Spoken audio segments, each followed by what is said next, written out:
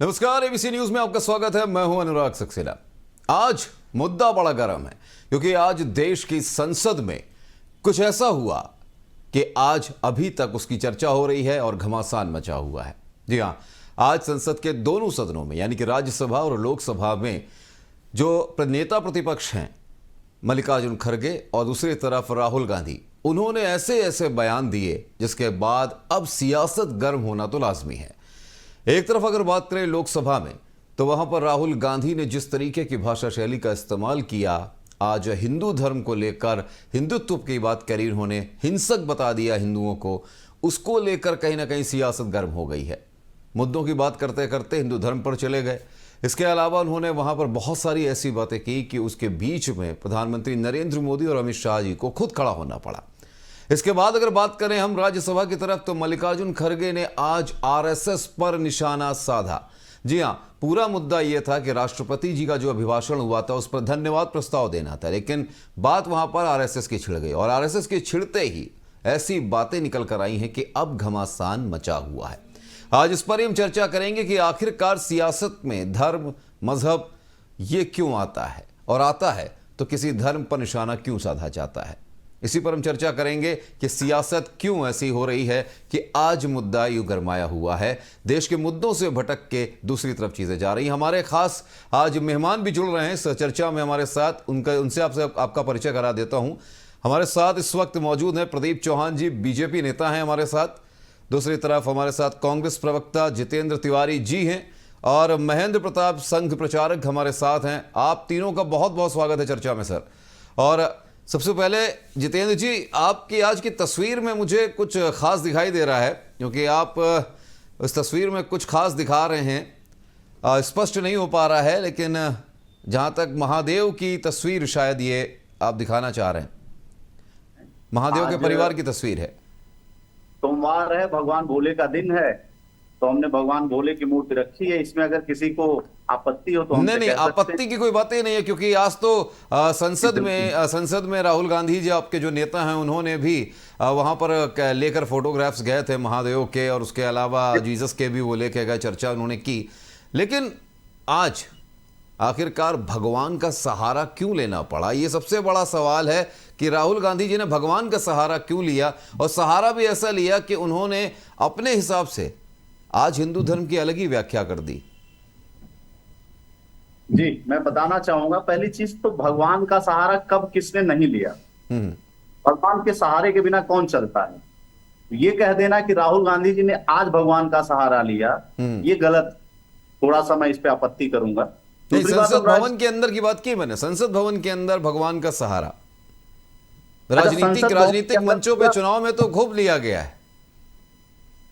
मेरा ये कहना है कि संसद भवन के अंदर और कई लोग अलग अलग के चित्र लेके जाते हैं, हिंदू धर्म की बात करते हैं, मुस्लिम धर्म की बात करते हैं, सबकी करते हैं। उसी हिंदू धर्म से जुड़े अगर भगवान शंकर हैं, आज सोमवार का दिन हमारे हिंदू धर्म में भगवान शंकर का माना जाता है। ये सबको पता है कि राहुल गांधी जी की भगवान शंकर पे, महादेव पे गहरी आस्था, को मानते भी हैं, उनको पूजते भी हैं और उनको जानते भी।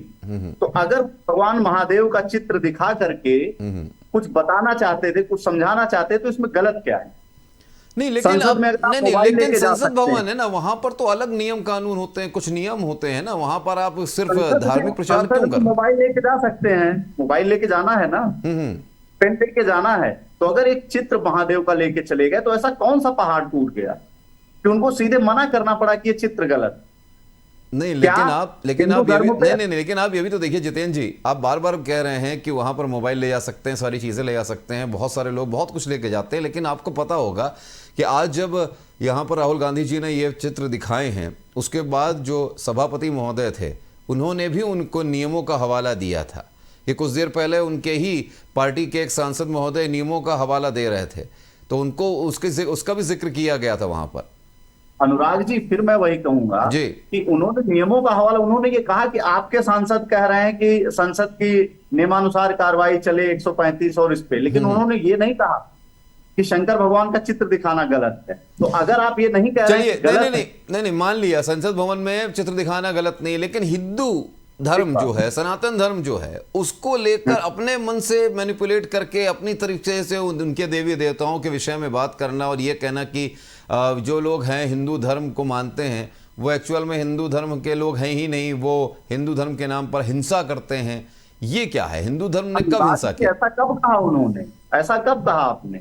आप बातों को तोड़ मरोड़ रहे हैं, भाजपा के प्रवक्ता की तरह आप बात कर रहे हैं। नहीं, मैं प्रवक्ता की तरह बात नहीं कर रहा हूँ, नहीं माफ कीजिएगा, प्रवक्ता की तरह बात नहीं कर रहा हूँ, मैं सीधी बात कर रहा हूँ कि उन्होंने कहा कि जो लोग अपने आप को हिंदू धर्म का मानते हैं, हिंदू धर्म का लोग कहते हैं, जो हिंदू धर्म का कहते हैं अपने आप को, वो लोग दिन भर हिंसा की बात करते हैं, वो लोग अन्याय की बात करते हैं, जो हिंदू धर्म का मानते हैं अपने आप को या कहते हैं अपने आप। थोड़ा सा करेक्ट करना चाहूंगा, उन्होंने कहा कि कुछ ऐसे लोग जो यहाँ पे बैठे हैं जो अपने आप को हिंदू मानते हैं। हिंदू धर्म का मानना और हिंदू मानना अलग है। एक बात बताइए, नहीं एक बात बताइए मुझे, हिंदू धर्म का मानना और हिंदू धर्म का होना क्या गलत है? क्या प्रधानमंत्री नरेंद्र मोदी अगर अमित शाह जो है वो हिंदू धर्म के नहीं है? भाई साहब, बहुत से ऐसे लोग हैं जो धर्म में नहीं है हिंदू, लेकिन वो अपने आप को हिंदू मानते हैं। हाँ, जैसे आपके राहुल गांधी जी के बयान के आने के बाद अब योगी आदित्यनाथ जी का भी बयान सामने आया है। उन्होंने एक्स पे पोस्ट किया है कि जो लोग अपने आप को एक्सीडेंटल हिंदू कहते थे, उनकी जमात के जो शहजादे हैं उनको क्या मालूम हिंदू धर्म होता क्या है। नहीं, हिंदू धर्म किसको मालूम है? जो महादेव की पूजा कर रहा है, जो महादेव की तस्वीर दिखा रहा है, वो हिंदू धर्म में आस्था रखता है, या जो महादेव को रोक रहा है, जिसने बनारस में, काशी में औरंगजेब के बाद सबसे ज्यादा मंदिरों को तोड़ा, वो हिंदू विरोधी है, या जो महादेव के मंदिर को मान रहा है वो हिंदू विरोधी है? अच्छा, चलिए, सबसे पहले आपने कहा ना कि मैनिपुलेट करके चीजें सुनाई गई हैं और ऐसी सी चीजें नहीं है। मैं एक बार चलिए आपको बयान पूरा सुनवाई देता हूं कि क्या राहुल गांधी जी ने आज कहा संसद में। सर, शिव जी की फोटो नहीं दिखा सकते सर? एक मिनट माननीय सदस्य, सर शिव जी की फोटो मना है सर? एक मिनट सर, मना है तो रख देता हूं सर। नो, एक मिनट प्लीज।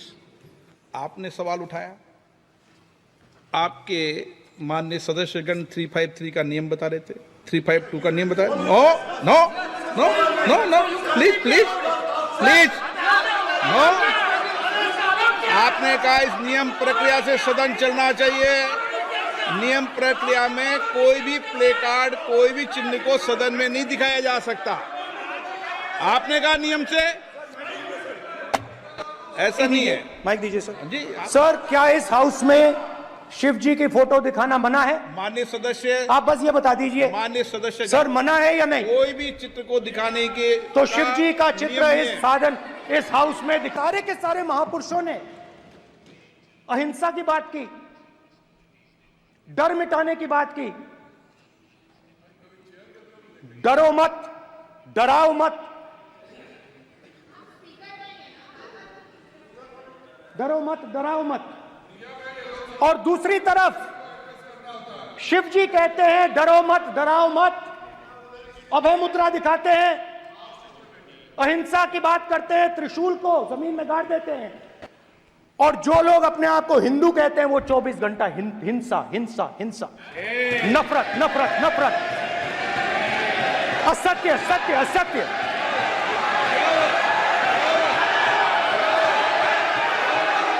आप हिंदू हो ही नहीं। ये विषय बहुत गंभीर है।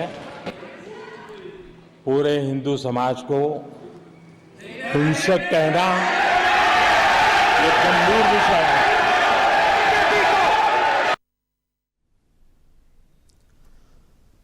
जितेंद्र जी, अगर आप तक आवाज पहुंच रही है, आपने सुना होगा कि नियमों का हवाला वहां पर ओम बिरला जी देते हुए नजर आए। उसके बाद उन्होंने जो कहा राहुल गांधी जी ने, वो भी आपने सुना होगा। मैं सीधे हमारे संघ प्रचारक जी यहाँ पर हैं, मैं उनके पास भी चल लेता हूँ। थोड़ा सा आपने जवाब दे चुके हैं। महेंद्र प्रताप जी, मैं आपके पास आता हूँ। महेंद्र प्रताप जी, ये कैसी कहते हैं ना सांसद हैं और कैसी संसद की कार्रवाई है जिसमें जहां पर नियमों की बात की जाती है कि आप प्ले कार्ड या किसी तरीके के कोई चित्र लेके नहीं जा सकते, वहां पर अपनी बात रखने के लिए या अपनी बात को अपने हिसाब से मैनिपुलेट करके रखने के लिए वहां पर भगवान और देवी देवताओं और महापुरुषों का सहारा लिया जाता है।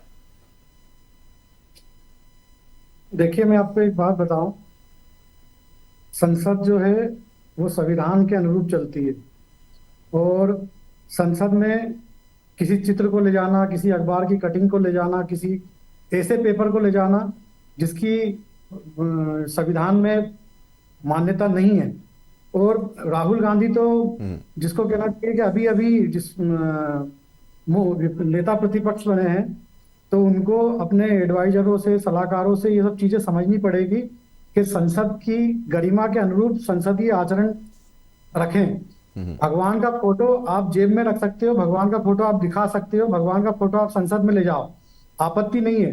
पर भगवान के फोटो को कोड करके अगर आप कोई बात करते हो तो इसका मतलब ये है कि अभी तक जो आप बातें बोल रहे थे ना कि हमको संविधान की चिंता है, संविधान की हम संरक्षण की बात करते हैं, तो संविधान के हिसाब से संसद चल रही है। कल तक आप भगवान को के होने पे आपत्ति करते थे, आज भगवान के फोटो का सहारा लेके आप संसद में खड़े हो रहे हो। इसका मतलब ये है कि जो हिंदुत्व का जागरण हो रहा है, जो जैसे एक बात है ना, धर्म रक्षता रक्षिति, हम धर्म की रक्षा करेंगे तो धर्म हमारी रक्षा करेगा। बिल्कुल उसी स्थिति में अब राहुल गांधी आ गए। राहुल गांधी धर्म का जो चोला ओढ़ रहे हैं ना, वो इसलिए ओढ़ रहे हैं कि उनको ये बात समझ में आ गई है कि अगर हम अब धर्म से दूर हो गए तो ये जो अस्तित्व वाली जो लड़ाई है ना, वो बिल्कुल लड़ते रह जाएंगे और उनका नेस्तनाबूद हो जाएंगे। नहीं, लेकिन महन जी आज राहुल गांधी जी ने जब बात की है तो वहां पर राहुल गांधी जी ने एक चीज और भी जोड़ी थी। आपको याद होगा अयोध्या वाले मामले को उन्होंने जोड़ा कि अगर भगवान आपके साथ होते तो अयोध्या में आपकी हार नहीं होती। बार बार विपक्ष ये भी कहता जा रहा है कि अयोध्या में आपकी शिकस्त क्यों हुई। या अगर बात की जाए काशी में, अगर वाराणसी की बात की जाए जहां पर प्रधानमंत्री नरेंद्र मोदी खुद तीसरी बार सांसद बने हैं और बहुत ही इस बार का कम अंतर से उन्होंने जीत हासिल की है, वहां पर जिस तरीके से कहा जा रहा है विपक्ष की तरफ से कि कई पुराने मंदिरों को तोड़कर विकास कार्य किया गया है, कई पुराने मंदिरों का वजूद तोड़ा गया है, ये कॉरिडोर बनाने की वजह से चक्कर में बहुत जगहों पर इस तरह की चीज़ें हुई हैं, तो कहीं ना कहीं ये कहना लाजमी होता है विपक्ष की तरफ से भी, और सवाल बनता भी है कि ये किस तरीके की आस्था है, ये किस तरीके का विकास है कि भगवान के पुराने मंदिरों को तोड़कर एक मंदिर को बनाने के लिए पुरानी धरोहरों को तोड़ा जाता है। ये आप मेरे से पूछ रहे हैं? जी देखिए, मैं आपको एक बात बताऊं, जब भी निर्माण होगा ना, तो निर्माण की जो रचना है वो विध्वंस से ही शुरू होती है। जब आपको बहुत सारी ऐसी चीजें हैं, देखिए लोगों ने धर्म को एक शटर खोलने जैसा भी यूज किया है कि सुबह आए, शटर खोला और अपनी दुकान शुरू कर दी। दूसरी चीज, जो आपने अयोध्या में हारने की, फैजाबाद में हारने की बात बोली है, या बनारस में मोदी जी के चुनाव में थोड़ा संघर्ष आ गया, वो बात बोली है, तो अब आप झूठ फैला के क्या करेंगे? संविधान की रक्षा के नाम पे आपने जातियों को डराने की कोशिश करी, आपने 8,500 रुपए बांटने की बात करी, फॉर्म भरवाए झूठे।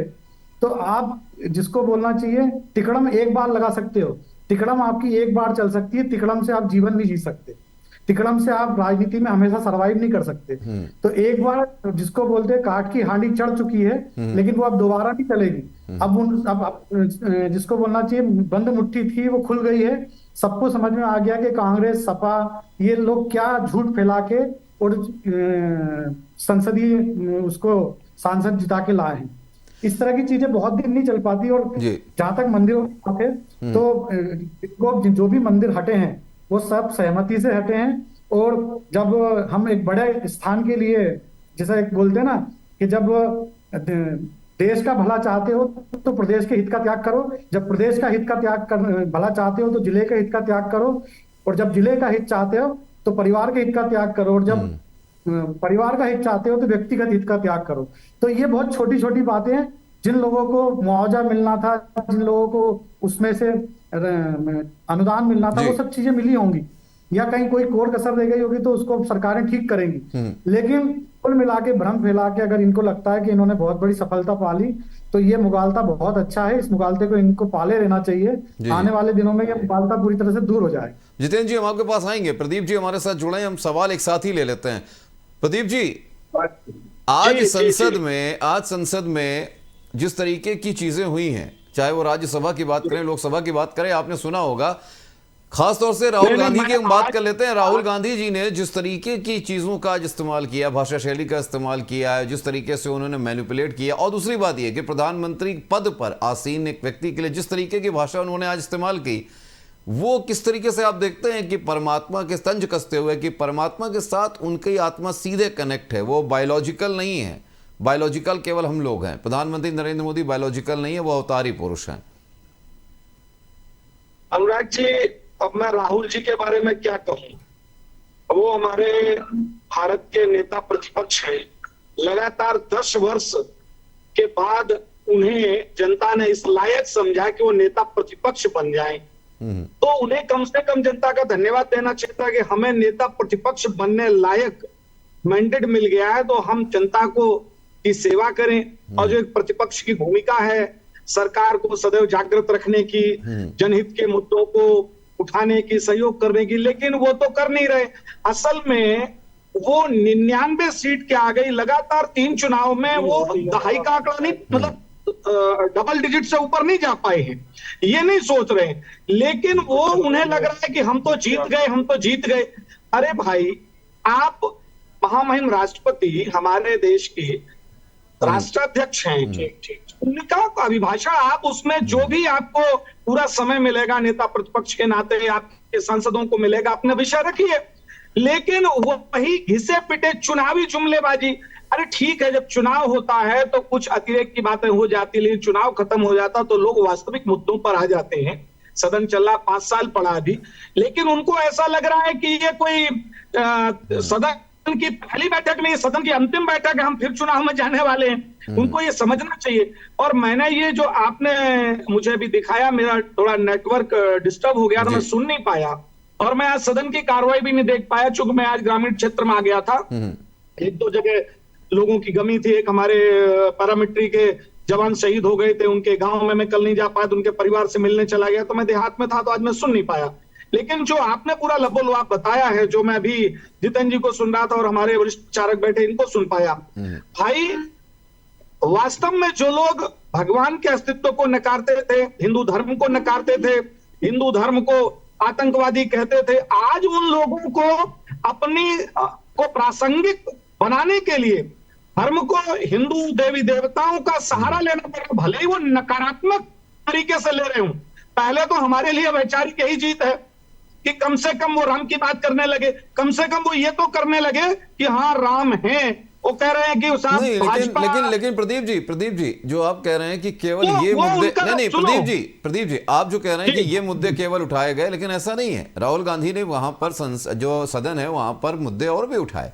वहां पर नीट परीक्षा को लेकर उन्होंने मुद्दा उठाया, उन्होंने अग्निवीर के मुद्दे को उठाया, एमएसपी के मुद्दे को उठाया। आप जानते हैं कि किरण रिजिजू जो संसदीय कार्य मंत्री, उन्होंने कहा कि हम सभी विषयों पर बात करने के लिए तैयार हैं, लेकिन सदन नियमों से चलेगा ना। आप सदन जिसकी संविधान की शपथ लेकर के आए हैं, उसी संविधान के तहत सभी इलेक्ट होकर के गए, उसी संविधान के तहत सदन चलेगा और उसी संविधान के तहत आप सदन को चलाएंगे। आपने अब तो संविधान का भी ये लोग मजाक कर रहे हैं, अपमान कर रहे हैं। संविधान केवल संविधान का कोई डेमो बुक लेकर के संविधान को नहीं जिया जाता है। संविधान को मोदी जी जीते हैं, बनते हैं तो संसद पर मत्था टेकते हैं, कहते हैं हमारे लिए लोकतंत्र का मंदिर है ना। अभी जब वो भी संविधान को, मोदी जी तो अपने पग पग पर संविधान की संविधान को मानते हैं। उन्होंने तो यहां तक कहा कि संविधान हमारे लिए जैसे आध्यात्मिक जीवन में हम लोग हिंदू गीता रामायण को मानते हैं, ऐसे राजनीतिक क्षेत्र में सदन को चलाने के लिए, देश को चलाने के लिए, संसद को चलाने के लिए वो संविधान को बिल्कुल प्रदीप जी जवाब ले लेते हैं। जितेंद्र जी अब तक आवाज पहुंच रही है मेरी? जितेंद्र जी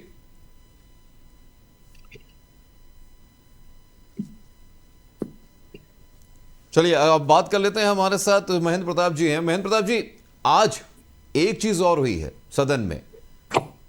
जी, हमें सुन पा रहे हैं अनुराग जी?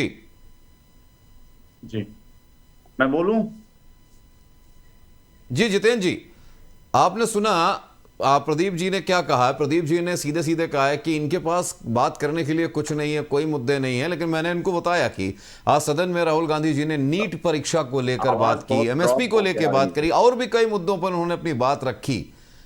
लेकिन क्या केवल मुद्दों को दरकिनार कर एक शब्दावली को पकड़ना कितना जायज है? अभी ये विषय अगर इन्होंने, राहुल जी ने अभी इस्लाम के मतावलंबियों के बारे में बोल दिया होता तो अब तक कोई ना कोई फतवा आ गया होता इनके खिलाफ। आप समझिए, आप हिंदू धर्म को ऐसा समझते, कोई भी आएगा और कुछ भी बोल के चला जाएगा, क्यों हम सहिष्णु हैं? और सहिष्णुता के नाम पर कितना अपमानित करोगे हिंदुओं को?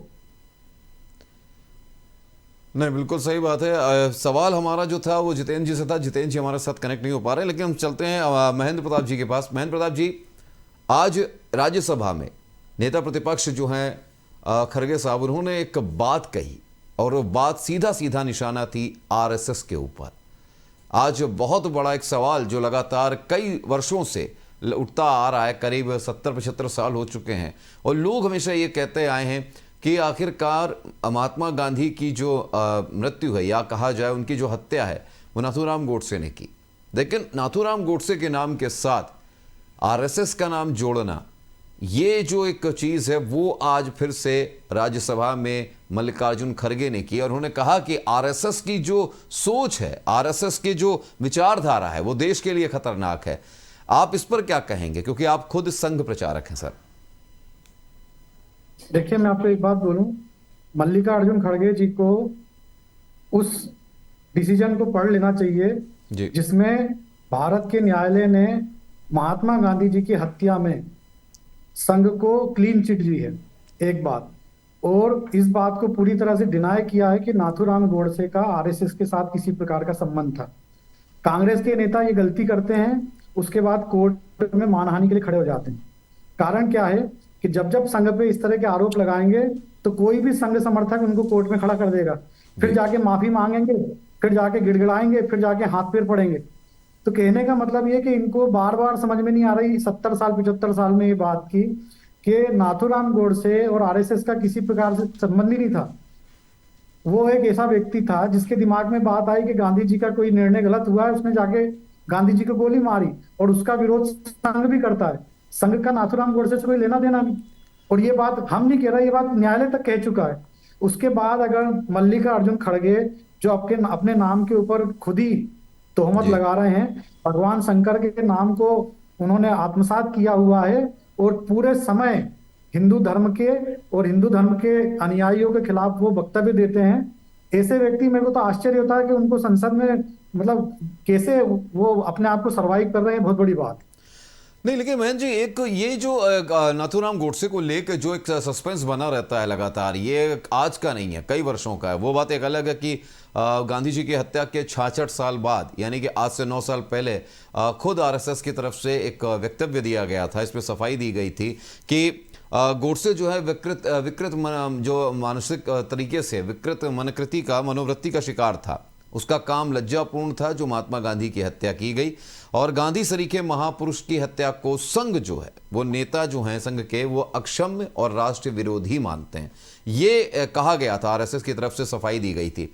लेकिन जब भी बात होती है, एक किताब आपको याद होगी सर, गांधीज एसेशन में धीरेन्द्र झा, एक जाने माने लेखक हैं, उन्होंने इस बात की तस्दीक की कि ऐसा कहीं भी नहीं मिला है कि नाथूराम गोडसे जो है उनका कनेक्शन आरएसएस के साथ नहीं था। वो बात एक अलग है कि कई जगह यह भी जिक्र हुआ है कि आरएसएस के साथ वो जरूर जुड़े थे 1930 में नाथूराम गोडसे, लेकिन उसके 4 साल बाद आरएसएस को छोड़कर वो चले गए थे हिंदू महासभा के साथ। तो इसमें जो ये सच्चाई है, कितनी सच्चाई है? क्योंकि आप कह रहे हैं कि कोर्ट ने ये मान लिया है, लेकिन आज भी कई किताबों का जिक्र होता है, आज भी सामाजिक तौर पर जब बात होती है तो कहीं ना कहीं नाथूराम गोडसे का नाम जो है वो आरएसएस के साथ जोड़ा जाता है। देखिए अनुराग भैया, मैं आपको एक बात बताता हूं जी। आप वरिष्ठ पत्रकार हो, आप भी कोर्ट के बहुत सारे डिसीजन आप पढ़ लो, आप अध्ययन कर लो, आपको जानकारी मिल जाएगी।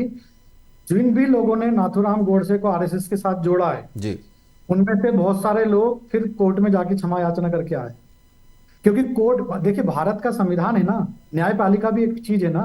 जब न्यायपालिका ये चीज बोल चुकी है कि नाथूराम गोडसे और आरएसएस का कोई संबंध नहीं है, तो बार बार आप इस झूठ को कितनी बार कब तक फैलाते रहोगे? और कांग्रेस और मार्क्सवादी, वामपंथी और सपा, ये इनकी फितरत है, 100 बार एक ही बात को बोलते रहो तो वो हो सकता सच हो जाए। अब ये मल्लिकार्जुन खड़गे भी वही बात संसद में बोल रहे हैं, बल्कि मैं तो बोलूंगा कि संसद के सभापति को, राज्यसभा के, इसको उसमें से निकालना चाहिए। लेकिन सर इसके लिए कुछ ना कुछ तो संघों को करना चाहिए ना, ये तो सवाल उठता है। क्योंकि अगर कोई एक देश की बड़ी पार्टी आजादी के पहले से जुड़ी हुई है और वो पार्टी अगर ये कह रही है बार बार, वो भी संसद के अंदर खड़े होके, एक झूठ परोसा जा रहा है आपके हिसाब से। मैं आपको एक बात बोलूं, जी। देखिए ईमानदारी की बात मैं आपको थोड़ा पीछे ले जाता हूं। जी जी। जब महात्मा गांधी की हत्या हुई, उससे उसके बाद संघ का पक्ष रखने के लिए कोई एक सांसद संसद में नहीं था, आपको मालूम है बात? जी। अब तब संघ के लोगों ने ये विचार किया कि हमको अपनी बात रखने के लिए संसद में लोग भेजना पड़ेंगे। तब भारतीय जनता संघ की स्थापना हुई, फिर लोगों ने चुनाव लड़ा, फिर वो संसद में गए। आज संसद में ये स्थिति है कि संघ की बात रखने वाले लोग सत्ता में हैं, एक बात। और जहां तक संघ का सवाल है, संघ 3 बार संघ के ऊपर प्रतिबंध लगा। जी। संघ ऐसा संगठन नहीं है जो प्रोपोगंडा करे, संघ ऐसा संगठन नहीं है जो बार बार किसी बात के ऊपर सफाई देता रहे। संघ तो कृतित्व वाला संगठन है, करके दिखाने वाला संगठन। हम पूजनीय महात्मा गांधी का नाम हम अपने प्रातः स्मरण में रोज लेते हैं। अब ये तो वही बात हो गई ना, जो कबड्डी के पाले में आएगा वही कबड्डी खेल पाएगा ना। दूर से आप कबड्डी को कितना भी अच्छा कह दो, कितना भी बुरा कह दो, उससे क्या होता है? अगर आपको संघ समझना तो पहले संघ के अंदर आना पड़ेगा। अच्छा सर, एक चीज बताइए महेंद्र प्रताप जी, संघ जो है बहुत विस्तृत रूप से उसका कार्य रहा है और लगातार अगर बात की जाए तो जगह जगह शाखाओं का एक तरह से हम लोगों ने देखा भी है, मैंने खुद भी देखा है, शाखाओं का आयोजन करना। सुबह से लेकर, सुबह की अलग पाली होती थी, अलग शाखा होती थी, शाम को अलग शाखा लगती थी और वहाँ पे खेल कूद से लेकर देशभक्ति की भावना की बात की जाती थी।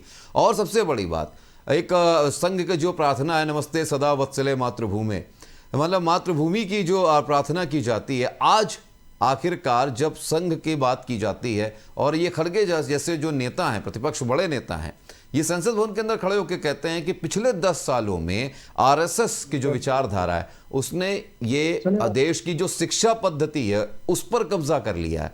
इस पर क्या कहेंगे, किस तरीके से कब्जा किया आरएसएस ने, अगर प्रकाश डालना चाहें, क्योंकि अगर ये आरोप लगाया गया है। देखिए मैं एक बात बताऊं, हमारे देश की जो नंबर 1 कि हमारा देश कोई ऐसा तो नहीं कि कल परसों बना हो जी। हमारा देश का जो इतिहास है वो हजारों लाखों साल पुराना है। हमारे यहाँ लोग वैदिक परंपरा के साथ जीवन जीते थे। लोग एक आयु के बाद अपना घर छोड़ के आश्रमों में जाके शिक्षा ग्रहण करते थे और वहां से जो जीवन जी के सीख के आते थे उसको उसके अनुसार फिर अपना जीवन जीते थे। आज जो नई शिक्षा नीति आई है जी भारत में, तो नई शिक्षा नीति में यही तो सब बातें हैं कि भैया हम लोगों को वैदिक ज्ञान कराएं, हम लोगों को सनातन धर्म से जितेंद्र जी हम आपके पास आते हैं। जी जी जी जी जी मैन जी कंप्लीट करिए। हम अपने महापुरुषों से अपनी भावी पीढ़ियों को जोड़े। अगर ये हम कर रहे हैं सुन पा रहे हैं, इसका मतलब ये है कि हम पुरातन पंथी हो गए क्या? देखिए हिंदुत्व की सबसे अच्छी क्वालिटी पता क्या है जी, कि देश काल परिस्थिति अनुसार हिंदुत्व हर चीज को आत्मसात करना जानता है और वही काम संघ और संघ के विचार के लोग सत्ता में बैठने के बाद कर रहे हैं। कोई इस देश में ऐसा बदलाव नहीं हो रहा कि किसी एक महापुरुष के साथ कोई भेदभाव करना चाह रहा हो या किसी महापुरुष को किसी के ऊपर थोपा जा रहा। लेकिन जो हमारी मूल परंपरा है, मूल हमारी पहचान है, उससे हम सबको जोड़े रखने की कोशिश कर रहे हैं। यही शिक्षा नीति है। अब इसको लेके अगर कोई बवाल करता है तो उसके ज्ञान पे हमको, ये हास्यास्पद बात है और इससे ज्यादा कुछ नहीं कह सकते। बिल्कुल। प्रदीप जी एक बात बताइए, संघ और बीजेपी दोनों का मतलब जो रिश्ता है वो आज का नहीं है, बहुत पुराना है। सबसे पहले संघ था, संघ से फिर जनसंघ बना, उसके बाद फिर बीजेपी की उत्पत्ति हुई और पहले अध्यक्ष आपके अटल बिहारी वाजपेयी जी रहे। एक पुराना रिश्ता। इस बार खासतौर से इस बार के चुनावों में वो आत्मीयता नहीं दिखी और जिसका कहीं ना कहीं खामियाजा ये भुगतना पड़ा कि आज संसद में बैठा हुआ विपक्ष जो है वो ज्यादा ताकतवर हो गया है पहले से ज्यादा, और ज्यादा हावी होने की कोशिश भी लगातार जारी है। तो ये सबसे बड़ी समस्या ये है कि आखिरकार ये उदासीनता क्यों, जो आपकी एक तरह से जो विचारधारा है वो संघ से ही निकली है और जितने भी आपके नेता हैं, चाहे वो प्रधानमंत्री नरेंद्र मोदी खुद क्यों ना हो, वो कई बार इस चीज़ को मान चुके हैं कि जो मेरी अनुशासन है मेरे जीवन का, वो संघ की वजह से। तो आखिरकार इस बार चुनावों में ये संघ का साथ, संघ का तालमेल देखने को क्यों नहीं मिला, क्योंकि उसका प्रभाव अब सदन में देखने को मिल रहा है।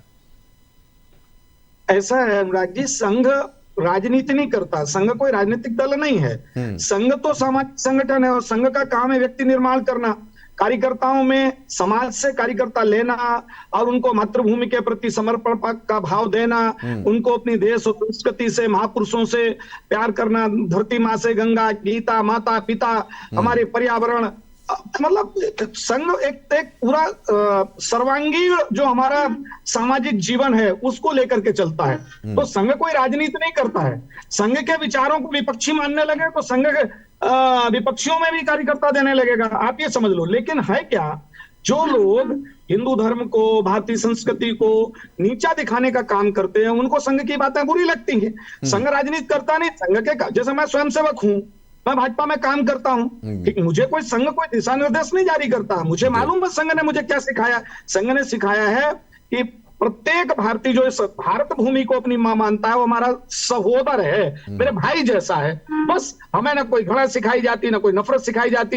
ये लोग जो समाज को जातियों के चश्मे से देखते हैं, समाज को पूजा पद्धति के चश्मे से देखते हैं, अब ये राहुल जी, मुझे तरस आता है इनकी बुद्धि पर। भाई ये एक्चुअली है क्या, ये लोकतंत्र में जो परिवारवाद है एक तरह का राजतंत्र है, तो देश की जनता ने इन्हें उखाड़ फेंका था। अब इन्होंने क्या, झूठ झूठ झूठ। आप बताइए, आप फ्रीडम ऑफ स्पीच के तहत बैठे हैं प्रेस में अपना चैनल लेकर के, भाई कहां संविधान पे खतरा था आप बताइए। लेकिन इन संविधान किसके आरक्षण को खतरा था? अब भाई हाँ, एक बात जरूर है कि हमारे अनुसूचित जाति के भाई, हमारे पिछड़े वर्ग के भाई, इनका आरक्षण को खतरा जरूर है। जम्मू कश्मीर में कभी इनको आरक्षण मिला ही नहीं, क्यों? अलग संविधान था। धारा 370 हटा करके हमारे एससी समाज को, पिछड़े वर्ग को, पंचायतों में माताओं बहनों को सबको आरक्षण दिया गया। और मोदी जी ने तो कहा जब तक मोदी जिंदा है हम धार्मिक आधार पर अनुसूचित जाति के भाई, पिछड़े वर्ग के भाई, हमारी माताएं बहनें, जो महिला आरक्षण, इन सब के लिए, विशेषकर ओबीसी और एससी एसटी का आरक्षण के लिए हम प्राण की बाजी लगा देंगे, अंत तक लड़ेंगे। अच्छा, तो वो सब तो ठीक है सर, वो सब ठीक है, आप प्राण की बाजी लगा देंगे, सारी चीजें अच्छी है सर, लेकिन जो मुद्दे सर प्रदीप जी, वास्तविक मुद्दों से, अभी आपने कहा नीट का, अच्छा नीट में ठीक है, घटना कोई हो गई, घटना को रोकने का प्रयास करना चाहिए। अगर हो गई, अगर नीट में कुछ अनियमितता है, धांधली है, सर घटना एक बार होती है सर, घटना एक बार होती है, लगातार पेपर लीक होना वो घटना नहीं हो गई। नहीं, नीट का लगातार क्या, पहली बार ही नीट की तो ये आई है समस्या। सर नीट की बात नहीं करूं मैं, और भी पेपर, बहुत सारे पेपर हैं जो लीक होते गए हैं। नहीं, दूसरे की तो अभी परीक्षा ही नहीं, प्रश्न रोक दिया, पहले ही रोक दिया कि कहीं इसमें अनियमितता की संभावना ना हो, और फुल प्रूफ कर ले। किसका था अभी ये जो नीट का, शायद वो पीजी स्तर का कोई परीक्षा थी, है ना, उसको तो पहले ही रोक दिया कि शायद कोई संभावना ना हो और फुल प्रूफ कर ले। सीबीआई जांच कर रही है, सुप्रीम कोर्ट, माननीय उच्चतम न्यायालय हमारा उसकी याचिकाएं सुन रहा है। आखिर अब कौन सी बात चाहिए इनको? उच्चतम न्यायालय पे तो भरोसा हमें आप सबको है ना। सीबीआई हमारे देश की सबसे बड़ी जांच एजेंसी है। अच्छा, एक चीज बता दीजिए, एक चीज बताइए, कोई बात होती है सीबीआई जांच कर रही है। नहीं प्रदीप जी, क्या चाह रहे हैं? प्रदीप जी, नीट की परीक्षा तो एक अलग चीज है, लेकिन एक सबसे बड़ा मुद्दा जो है आज भी उठ रहा है, जो चुनावों में देखने को मिला है, अग्निवीर को लेके आप क्या कहेंगे? क्योंकि राहुल गांधी ने आज भी इस चीज को दोहराया है कि हमारी सरकार जब भी आएगी अग्निवीर को हम खत्म कर देंगे। ठीक है, उनकी सोच है, लोकतंत्र में अपने विचार रखने चाहिए, वो बहस करें अग्निवीर पर। देखो, अग्निवीर जो मैं समझ पाया हूं, इजराइल एक छोटा सा देश है, अगल बगल अरब राष्ट्रों से घिरा है, वहां एनसीसी की शिक्षा एक तरह से छोटी मिलिट्री की शिक्षा है।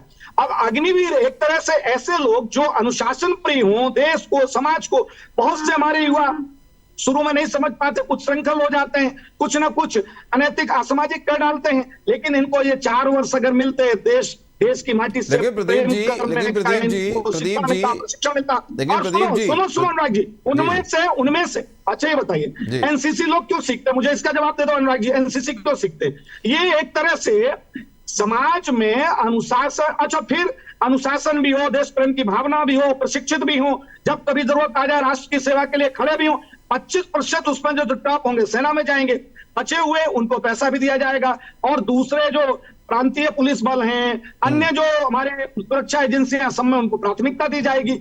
अगर उसमें कोई गलत बात है तो सरकार, लेकिन विपक्ष जो कह रहा है, विपक्ष जो प्रदीप जी कह रहा है कि शहीद का दर्जा नहीं मिलता है अग्निवीरों को, 4 साल की नौकरी करने जो अग्निवीर जाते हैं उनको शहीद का दर्जा नहीं मिलता, उनको मुआवजा नहीं मिलता, इसके बारे में मैं कोई रक्षा विशेषज्ञ नहीं हूं, एक बात, लेकिन मैं जितना जानता हूं, मुझे इतना बताइए, एनसीसी क्यों सिखाया जाता लोगों को, इतना बता दीजिए आप। एनसीसी का सीधा सिद्धांत है कि उनको ट्रेनिंग दी जाती है अनुशासनात्मक रहने के लिए। दूसरी बात, उनकी तैयारी होती है देश की सुरक्षा, देश की रक्षा के लिए, सेना में जाने के लिए।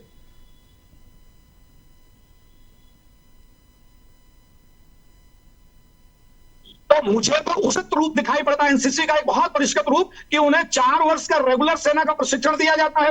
लेकिन प्रदीप जी कई मामले, लेकिन प्रदीप जी आपकी बात बिल्कुल सही है, बिल्कुल जायज है कि तैयारी करके रखनी चाहिए, लेकिन कई मामले ऐसे भी सामने आए हैं कि यही जो अग्निवीर के जो बच्चे अग्निवीर के लिए जा रहे हैं, तैयारी कर रहे हैं, उनकी नौकरी की जब बात आती है और उसके बाद जब वो अपने जीवन में आगे बढ़ते हैं, जब उनके विवाह की बात आती है, तो कई ऐसे रिश्ते भी टूटे हैं जिनका साफ कहना है कि हमारे बारे में जब उनको पता चला कि हम अग्निवीर हैं तो रिश्ता टूट गया, मतलब उनकी शादी तक टूट गई। इस पर क्या कहेंगे आप? नहीं, अपवाद हर जगह होते हैं। शादियां केवल नौकरी के लिए तो होती नहीं है, विवाह तो 2 लोगों का एक अलग सामाजिक विषय है। लेकिन हम इतना जानना चाह रहे हैं एनसीसी क्यों सिखाया जाता है। वो कहें भैया हमें क्यों राइफल पकड़ा दी, क्यों हमें सेना जैसी अनुशासन ट्रेनिंग देते हो, हमें सैनिक क्यों नहीं मानते हो। ये उसका एक परिष्कृत रूप है।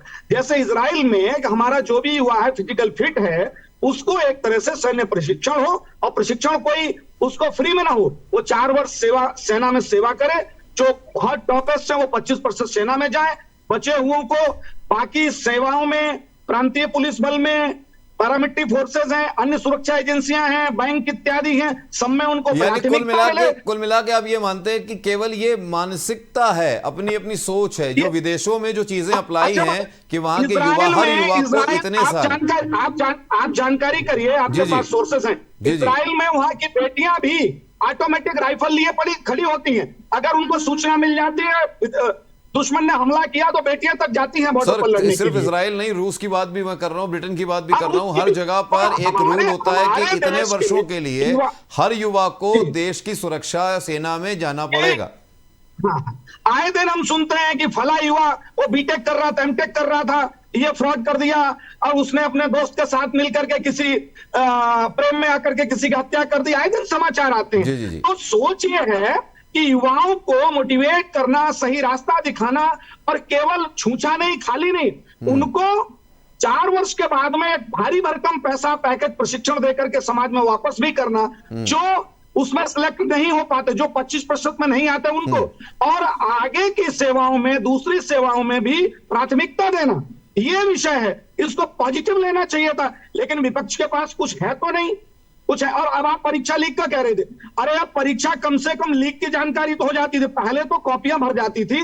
मैं जिस उत्तर प्रदेश से हूं, या समाजवादी पार्टी के नेता सैफई में बैठ करके पुलिस बल की कॉपियों में फ्लूट लगा करके बोली लगाया करते थे, 5 लाख, 7 लाख, 8 लाख, 10 लाख, ये होता था। आप कल्पना करिए, कम से कम अब कमियां पकड़ी जा रही है, लोग पकड़े जा रहे हैं, आज कानून बन रहे हैं। अब सारी बातें ठीक है सर, सारी बातें ठीक है, ये लेकिन ये सोचना या ये कहना, जैसे आप कह रहे हैं कि सपा की सरकार में ये होता था, हमारी सरकार में तो हम कम से कम पेपर लीक के मामले पकड़ लेते हैं, लेकिन कम से कम इतना सोचिए, साल भर एक युवा मेहनत करता है और जब रिजल्ट की ऐसी तरह की चीजें होती हैं तो कई युवाओं के बारे में जो कोटा में तैयारी करने जाते हैं ना, उन्होंने सुसाइड भी किया हुआ है। थोड़ा सा उनके परिवार के बारे में भी सोचिए सर। नहीं, घटना दुर्भाग्यपूर्ण है, इसमें कोई अपनी संवेदना है। कोई भी युवा अपना जीवन समाप्त करता है हताशा में आकर के, निराशा में आकर, ये दुर्भाग्यपूर्ण घटना है।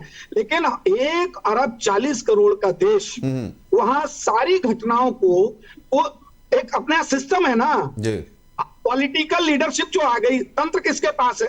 तंत्र तो हमारा पुराना तंत्र को आप ठीक ही तो करेंगे। आप बताइए, जो हम लोगों ने, हमारी सरकार ने ये जो डीबीटी लेकर के आए, हमारे वो लेकर के आए, जो हमारे जनधन खाते खुलवाए, क्या होता था? राजीव गांधी जी कहा करते थे 1 रुपए का 15 पैसा पहुंचता है।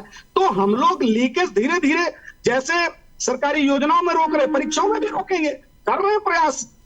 ऐसा तो नहीं अभी। अनुशासनात्मक की बात आपने करी है। महेंद्र प्रताप जी, आप हमारे साथ, महेंद्र प्रताप जी, पुलिस भर्ती किया। जी प्रदीप जी, महेंद्र जी के पास चलेंगे। महेंद्र जी, जब अनुशासन की बात आती है, एनसीसी का जैसे जिक्र किया प्रदीप जी ने कि एनसीसी की तैयारी हम क्यों करते हैं, ताकि जीवन में अनुशासन के साथ रहें। संघ जो है, जो संघ की शाखाएं हैं, वो भी एक तरह से अनुशासन सिखाती हैं, जीवन जीने का एक तरीका सिखाती हैं, किस तरीके का जीवन होना चाहिए, समाज में किस तरह से सेवा करनी चाहिए, सामाजिक तौर से किस तरीके से हमें हमारे कर्तव्य का निर्वहन करना चाहिए। आपको नहीं लगता कि जो शाखाएं पहले का एक दौर था जब हम देखते थे जगह जगह शाखाएं हो रही हैं, एक जगह जगह ये वृहद रूप से देखने को मिलता था, अब शायद धीरे धीरे वो चीज़ें जो हैं, संघ का जो विस्तार है वो थोड़ा सा सिकुड़ता जा रहा है। शायद इसीलिए अब जो संघ हमारे जो संघ प्रमुख हैं मोहन भागवत जी, शायद वो अब अलग अलग जगहों पे जाके इसको विस्तार को और रूपरेखा देने की तैयारी कर रहे हैं। सर, आपको नहीं लगता कि संघ की जिस तरीके की अब बातें जैसे अब कर रहा है विपक्ष हमारा, हिंदू धर्म के ऊपर हमले हो रहे हैं, हिंदू धर्म के बारे में ऐसी बातें हो रही हैं कि हिंदू धर्म जो है हिंसक है, कहीं भी हिंसा नहीं हुई है। हिंदू धर्म या सनातन धर्म की बात जो हम लोगों ने समझी या सीखी है वो ये है कि हिंदू धर्म सिर्फ रक्षक है, वो समाज का रक्षक है, वो अपने धर्म का रक्षक है, अपने धर्म का पालन करने वाला है। कभी किसी के ऊपर हमले नहीं किए हिंदू धर्म में या सनातन धर्म के लोगों ने अपने धर्म के प्रचार के लिए। लेकिन आपको नहीं लगता कि अब ये सारी चीजें, ज्ञान जो है ये देना बहुत जरूरी है सोसाइटी को, और इसके लिए संघ ही एक रास्ता है या संघ का विस्तार होना बहुत जरूरी है? देखिए, मैं आपकी जो बात है या आपकी भावनाओं से पूरी तरह सहमत हूं। जैसा आपने कहा ना कि मोहन भागवत जी अब घूम रहे हैं, देश देश में अलग अलग जगह जा रहे हैं, तो ये कोई ऐसा पहली बार नहीं हो रहा है। अखिल भारतीय अधिकारी प्रवास साल भर में 6 महीने के लिए होता है। पूजनीय सरसंघ चालक जी 30 प्रांतों में से 15 प्रांतों में जाते हैं और सर कार्यवाह जी शेष 15 प्रांतों में जाते हैं, और ये रोटेशन में होता है। मान लीजिए 24 में जिन प्रांतों में सरसंघ चालक जी गए हैं, 25 में उन प्रांतों में सर कार्यवाह जी जाएंगे। और ये कार्य विस्तार की योजना से ये प्रवास निरंतर हो रहे हैं हर साल। पूजनीय गुरु 33 साल तक सरसंघ चालक थे, उन्होंने 33 साल में 66 बार पूरे देश का प्रवास किया। तो ये 6 महीने का एक प्रवास होता है, अधिकारी प्रवास, एक बात। और दूसरी बात, संघ का विस्तार हो रहा है, लेकिन कुछ बातों में मैं आपकी सहमत हूं। देखिए, आज जो बच्चे हैं उनके ऊपर शिक्षा का इतना दबाव है कि वो संघ की जो सायं शाखा है उनसे जुड़ नहीं पाते जी। दूसरी बात, एक अवस्था में आने के बाद हर आदमी के मन में इच्छा होती है कि मेरे को संघ से जुड़ना है, लेकिन फिर उसकी शारीरिक क्षमता वैसी नहीं होती कि वो संघ की वो एक्टिविटी कर पाए जो उसको सिखाने वाली स्थिति में आए। फिर वो केवल बौद्धिक रूप से संघ से जुड़ पाता है। वो संघ के जो बौद्धिक आयोजन होते हैं उनमें भागीदारी कर पाता है, उनसे जुड़ पाता है। और संघ का कार्य ऐसा, देखिए, संघ आज समाज के साथ एक रूप हो गया है। इसलिए संघ, अब पहले संघ अलग दिखता था तो उसकी एक अलग आइडेंटिटी आपको समझ में आती थी। लोग नेकर पहन के शाखा जाते थे तो वो अलग से दिखते थे। आज संघ ने अपनी गणवेश बदल ली है, आज लोग पैंट शर्ट पहन के जाते हैं। संघ और समाज अब एक रूप हो गए। इसका अर्थ ये नहीं है कि संघ का काम घट गया है। संघ का काम दिन प्रतिदिन बढ़ रहा है, बहुत द्रुत गति से बढ़ रहा है। लेकिन बस ये है कि देश काल परिस्थिति अनुसार संघ ने अपनी कार्य पद्धति में बदलाव जरूर किया है और वो आवश्यक भी है। लेकिन महेंद्र जी, आप ये नहीं मानेंगे, मुझे जो लगता है, जो आपने कहा ना भावनाओं की बात, जो मैंने नजदीक से देखा है, संघ के कार्यों को भी देखा है, क्योंकि मैं कभी कभी मैं भी देखता हूँ, जुड़ता हूँ, ऐसे लोगों से बात करता हूँ। एक चीज और मैंने देखा है कि जैसे जैसे समय बदल रहा है, परिवर्तित हो रहा है, जो पहले संघ का प्रचार विद्यालयों के माध्यम से होता था, छात्र जीवन में संघ का प्रचार किया जाता था, संघ की जो शाखाएं थी वो विद्यालयों में लगती थी। कई विद्यालय ऐसे थे जहां पर उनको योग आसन के साथ साथ भावनात्मक रूप से जोड़ा जाता था, देश काल समय के हिसाब से। धीरे धीरे जो विद्यालयों में अब आधुनिकीकरण आता जा रहा है, इंग्लिश मीडियम होते जा रहे हैं, हिंदी मीडियम से बदल के धीरे धीरे, उसकी वजह से आपको नहीं लगता कि एक वो जो दूरी है वो भी थोड़ी सी आती जा रही है? जो कह रहे हैं ना कि युवाओं की सोच उस तरफ नहीं है। पहले के युवाओं की, अगर 90 के दशकों की बात करें तो युवाओं को पहले से ही पता होता था कि एक ध्वज हमारे यहाँ लगता है और उसकी शाखा लगती है, तो एक वो सोच अलग थी। अब वो चीज़ धीरे धीरे आधुनिकीकरण में खोती जा रही है, और शायद यही वजह है कि जो युवा जो है वो सनातन धर्म या उससे दूर होता जा रहा है, अपने धर्म से ही विमुख होता जा रहा है। देखिए, मैंने आपकी बात का जवाब लगभग पहले दे दिया। क्या हुआ है, देखिए, एक तो आधुनिकीकरण, दूसरी चीज जो होनहार बच्चे हैं जिनका फोकस पढ़ाई के ऊपर है, वो कैरियर कॉन्शियस होके इतने ज्यादा वो हो गए हैं कि उनको लगता है कि हम पहले अपनी पढ़ाई वाला पार्ट पूरा कर लें। संघ एक अच्छा काम है, शाखा एक अच्छी चीज है, लेकिन हम इसके बाद उससे जुड़ेंगे। फिर वो जुड़ते हैं, वैचारिक रूप से उनके अंदर वो विचार है, लेकिन फिर वो संघ की जो शारीरिक गतिविधियां वो नहीं कर पाते, फिर वो केवल बौद्धिक गतिविधियों से जुड़ते हैं। आपकी बात से मैं अक्षर से सहमत हूं कि संघ की सायं शाखा, संघ की विद्यार्थियों वाले जो काम है उनमें जरूर कुछ ना कुछ कमी आई है। उसका कारण है कि ये जो समाज जीवन में परिवर्तन आया 90 के बाद, जी एकदम से लोग कैरियर कॉन्शियस हो गए हैं, उसके कारण से ये अंतर आया है। लेकिन फिर भी मैं आपको अनुराग भैया भरोसे से कहता हूं कि संघ का काम निश्चित तौर पर बढ़ रहा है। संघ के समर्थक भी बढ़ रहे हैं, संघ से जुड़ने वाले लोगों की जिज्ञासा भी बढ़ रही है और संघ से लोग जुड़ भी रहे हैं। लेकिन हाँ, ये है कि सायं शाखाओं में इसका असर दिखता है, इस बात को भी स्वीकार करता हूं। अच्छा प्रदीप जी, चलते चलते मैं केवल आपसे एक सवाल छोटा सा उसका जवाब चाहूंगा कि विपक्ष के हमले का जवाब अब किस तरीके से दिया जाएगा, क्योंकि राहुल गांधी ने छाती ठोक के यह भी कहा है कि अगला चुनाव जो है गुजरात भी हम आपसे जीतने वाले, गुजरात में भी हम आपको शिकस्त देंगे। ऐसा सपने देखने से कोई किसी को रोक नहीं सकता। लोकतंत्र की अच्छाई है, सभी सपने देखें, वो भी देखें, लेकिन केवल कुछ सीटें पाकर के उन्हें विपक्ष का दर्जा मिल गया, उन्हें ऐसा लगता है जैसे हमने कोई देश जीत लिया हो। अरे भाई, कहां आपको स्वीकार्यता मिल गई है? कहां मिल गई है, आप बताइए। अब ठीक है, उनके अपने मुंगेरी लाल के सपने, हसीन सपने देखने का अधिकार है, लेकिन मोदी जी का नेतृत्व, मोदी जी जैसे तपस्वी व्यक्ति जो तिल तिल करके लिए इस मां भारती के लिए अपने जीवन को गला रहे हैं, जला रहे हैं, केवल इसलिए हमारा देश आगे बढ़े, हमारा समाज आगे बढ़े। और हम आप सबने देखा समाज जीवन के प्रत्येक क्षेत्र में, राष्ट्र की सुरक्षा से लेकर शिक्षा से लेकर के हमारे जो कमजोर वर्ग के भाई, अनुसूचित जाति के लोग, अनुसूचित जनजाति के लोग, पिछड़े वर्ग के लोग, सभी आगे बढ़े हैं। महिलाओं के लिए आप भी देख रहे हैं, उनको मातृवंदन अधिनियम पास हुआ। मतलब सब क्षेत्र में समाज आगे बढ़ रहा है, निश्चित ही आगे बढ़ेगा।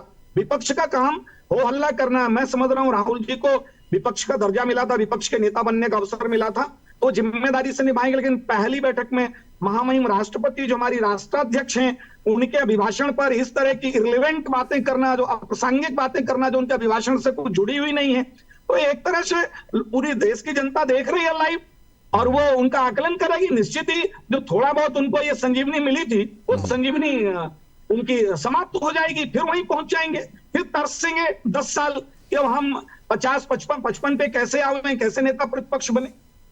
चलिए, बिल्कुल हम यही चाहेंगे कि उम्मीद हम यही करेंगे कि चाहे पक्ष हो चाहे विपक्ष हो, वो लगातार कहते हैं ना सकारात्मक बातों पर, सकारात्मक मुद्दों पर जो देश और आम जनमानस से जुड़े उसकी बात करे, और कभी भी किसी भी धर्म या किसी भी मजहब के ऊपर इस तरीके की हमला, इस तरीके की बातें ना करे, जिससे कहीं ना कहीं लोगों के बीच में एक दूरियां आनी शुरू हुई। क्योंकि ये जो हमारा जो राष्ट्रध्वज है वो 3 रंगों से मिला हुआ है।